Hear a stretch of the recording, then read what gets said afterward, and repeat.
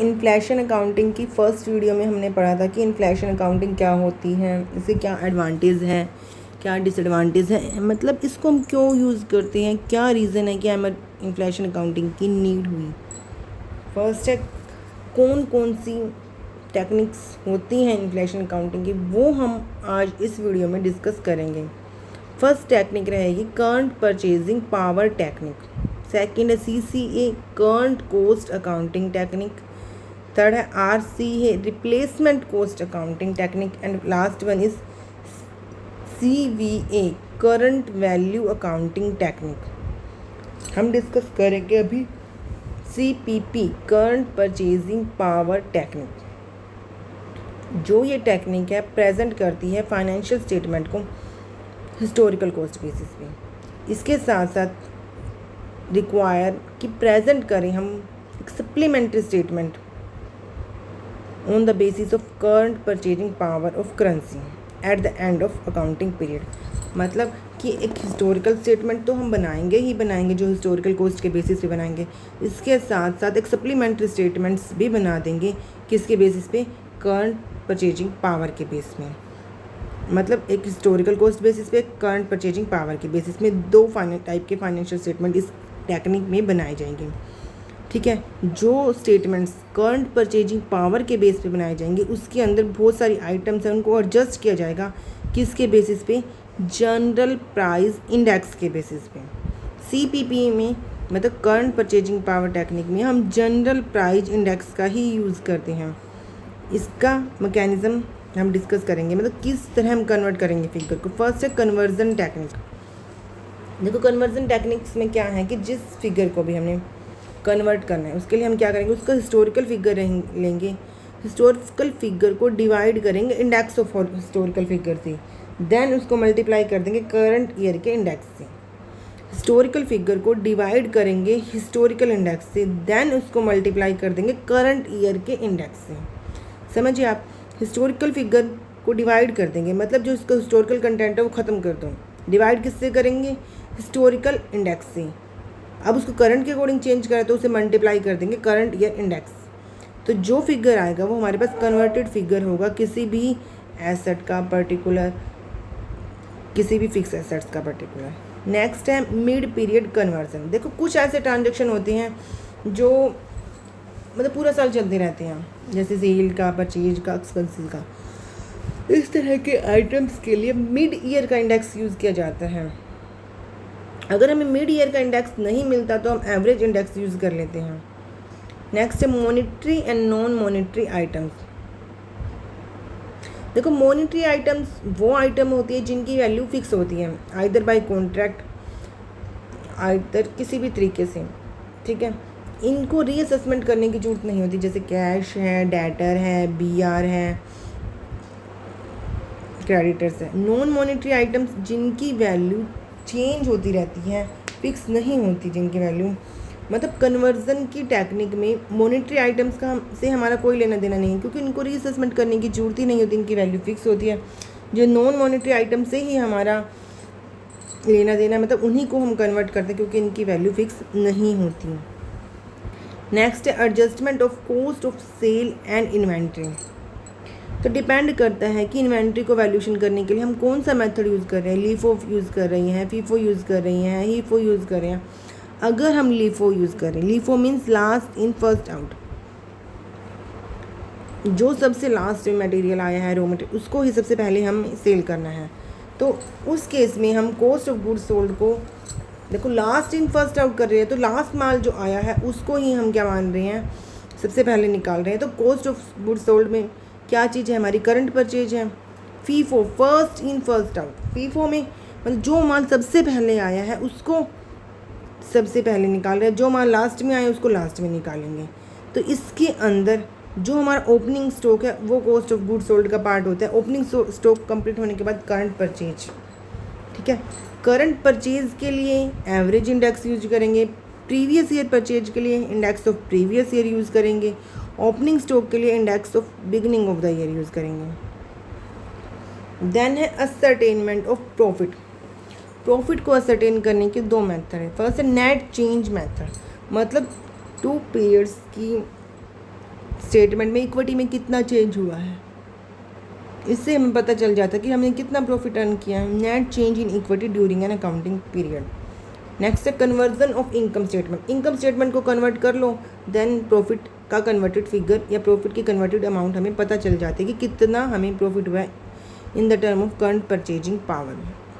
ठीक है, अब आ रही है second technique, replacement cost accounting technique. देखो करंट परचेजिंग पावर टेक्निक में हम अभी डिस्कस किया था कि हम जनरल प्राइस इंडेक्स का यूज़ करते हैं। रिप्लेसमेंट कॉस्ट अकाउंटिंग टेक्निक में हम पर्टिकुलर असेट्स के लिए पर्टिकुलर इंडेक्स का यूज़ करते हैं। मतलब रिप्लेसमेंट कॉस्ट अकाउंटिंग टेक्निक एक इम्प्रूवमेंट है over current purchasing power technique, लेकिन कुछ डिफ़िकल्टीज है इसमें। First, income tax act 1961 does not recognise it. Second, individual index find out करना पर्टिकुलर एसेट्स के लिए बहुत मुश्किल काम है, जनरल इंडेक्स हमें मिल जाता है। थर्ड, कि जो न्यू एसेट्स आती हैं रिप्लेस करने के बाद वो सेम क्वालिटी की नहीं होती बल्कि इम्प्रूव्ड क्वालिटी की होती हैं। और हम कह रहे हैं कि रिप्लेसमेंट जब तक एक्चुअल में नहीं की जाती तब तक रिप्लेसमेंट कॉस्ट को फाइंड आउट करना एक मुश्किल काम है। It is very difficult to find out until replacement is actually made. Current value accounting technique. Third, current value accounting technique ये कहती है कि सारी के सारी assets and liability are shown in the balance sheet at their current value.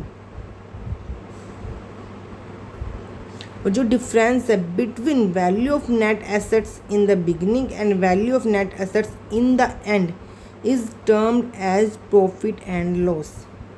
Current value accounting क्या कहती है कि all the assets and liability जो भी बैलेंस शीट में है उनको शो किया जाएगा उनके करंट वैल्यू पे। जो डिफरेंस है between value of net assets in the beginning and and उसको हम प्रॉफिट एंड लॉस कहते हैं।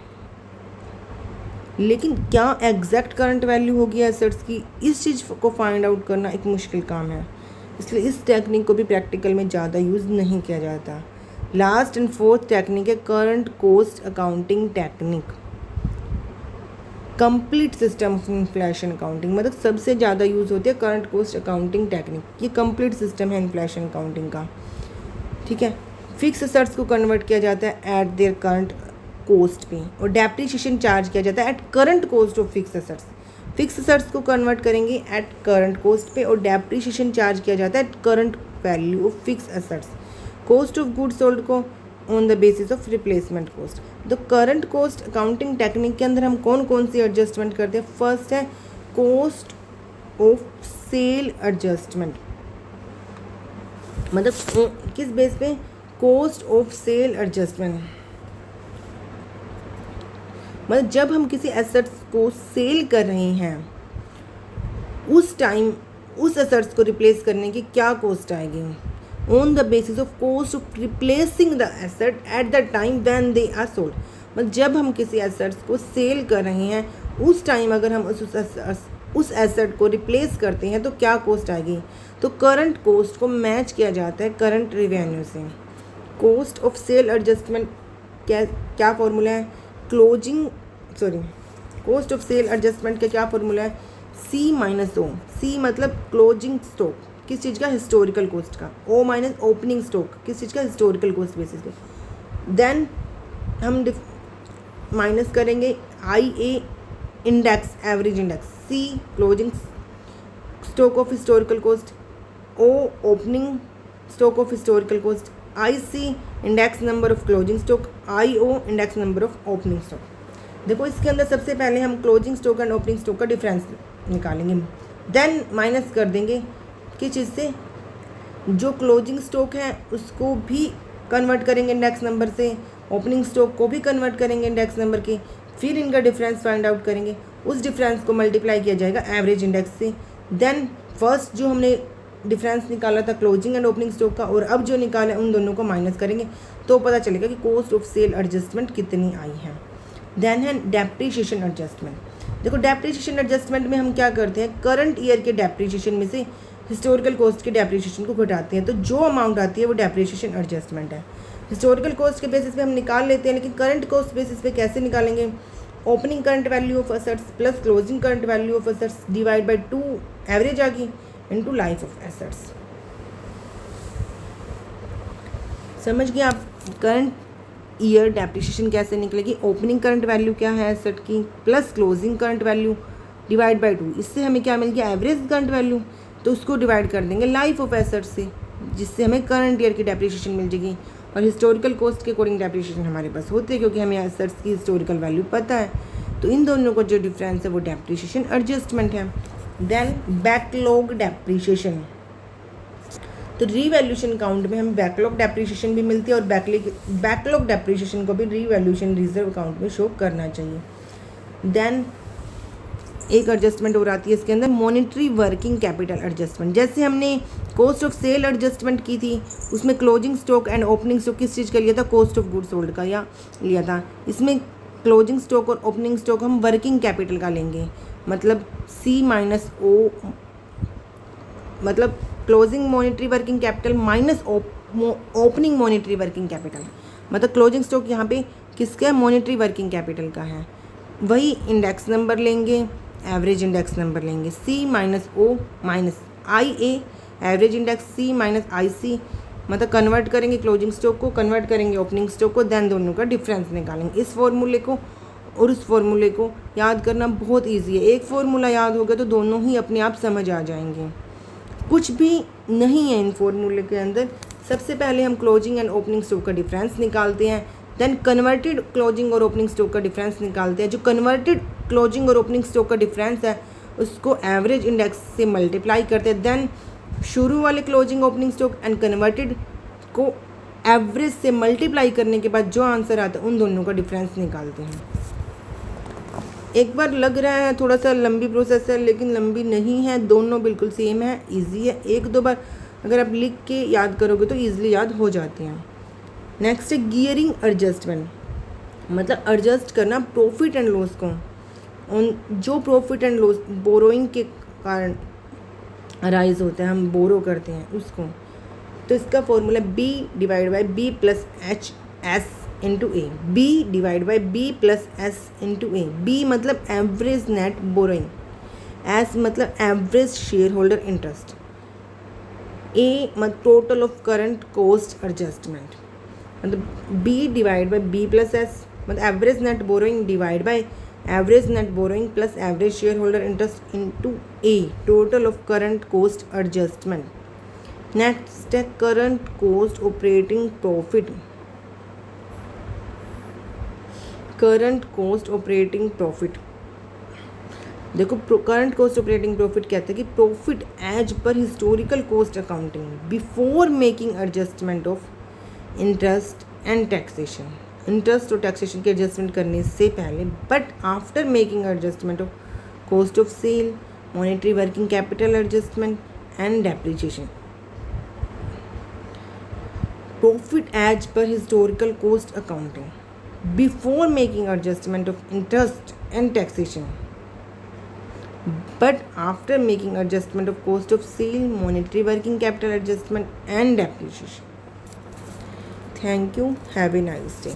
अगर कोई भी क्वेरी हो किसी भी पॉइंट में, किसी भी फॉर्मूले में, please comment me and discuss with me. Okay, thank you, have a nice day.